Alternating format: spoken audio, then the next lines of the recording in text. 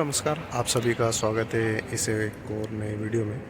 यहाँ पर हम बात करने वाले हैं, जब भी सेंटरिंग का काम स्टार्ट हो रहा हो उस समय हमें किन चीज़ों का ध्यान रखना होता है स्टार्टिंग पॉइंट पर लेके। तो इस वीडियो में आप बने रहिए, इसी चीज़ के ऊपर हम बात करने वाले हैं। सबसे पहले हमें जिस चीज़ का ध्यान रखना होता है वो है हमारे कॉलम। जब भी कॉलम कास्टिंग करवाए तो जो कॉलम की हाइट है ये सबसे पहले हमें डिसाइड करनी होती है। यहाँ पर बिल्डिंग की हाइट जो हम ले रहे हैं ये 10 फीट ले रहे हैं, अंदर है हमारी। तो यहाँ से लेकर यहाँ तक कॉलम हमारा ये 9 फीट का हो गया है। और कॉलम के ऊपर जो हमने साइड लगाई है वो 1 फीट की लगाई है। यहाँ पर आप देख सकते हैं ये वाली हमारी 1 फीट की साइड लगी हुई है यहाँ पे। तो ये हमारी टोटल जो हाइट हो जाएगी दोस्तों, ये हमारी 10 फीट हो जाएगी, है ना। और इसके ऊपर हमारी स्लेब आ जाएगी जस्ट। तो ये हमें अंदर जो हाइट मिलना है बिल्डिंग की, ये हमें यहाँ से लेकर यहाँ तक ये हमें 10 फीट हमारी स्टैंडर्ड हाइट जो है वो मिल जाएगी। सबसे पहला पॉइंट तो ये हो गया दोस्तों हमारा। दूसरा पॉइंट है हमारा बीम को लेकर, कि जो हमारे बीम होने वाले हैं उनकी विड्थ जो है वो क्या होगी, है ना। देखिए जो डेप्थ है वो तो हमारा जो डिज़ाइन आया है यहाँ पर आर्किटेक्ट के द्वारा, तो ये हमारे 12 और 16 इंचेस के बीम्स आए हैं, अलग अलग है हमारे सारे बीम्स।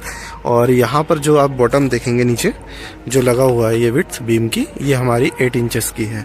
तो इस चीज़ का ध्यान रखना होता है हर एक कॉलम पर। आपको जो ग्रिड बनी होगी आपकी, जो हमारा first floor, second floor, third floor हो या प्लिंथ बीम हो, उसकी एक डिज़ाइन आती है जिसमें लिखा होता है कि बीम की विड्थ क्या है और उसकी डेप्थ क्या है। तो उसके अनुसार आपको यहाँ पर बॉटम जो है वो लगवाने हैं। दोस्तों जो नेक्स्ट चीज़ आती है वो है बीम को लेकर। बीम में क्या होता है दोस्तों कि हमारा मान के चल रही है कि इस कॉलम से कनेक्टिविटी जो है इस बीम की, इस कॉलम से इस बीम के 4 फीट आगे है हमारी कनेक्टिविटी, है ना। और अगर आप यहाँ पर देखेंगे तो इस कॉलम से जो पीछे का कॉलम है वहाँ पर एक कंटिन्यू कनेक्टिविटी है बीम की, है ना। इस तरीके की जो प्लिंथ बीम की हो या फिर आपके फर्स्ट फ्लोर और सेकंड फ्लोर के जो भी बीम का प्लान हो, उसके अनुसार आपको यहाँ पर बीम की पोजीशंस डिसाइड करनी है और उस तरीके से आपको यहाँ पे बीम की पोजीशन लगवानी है सेंटरिंग से। अगला जो दोस्तों हमारा पॉइंट है वो है गैप्स को लेके।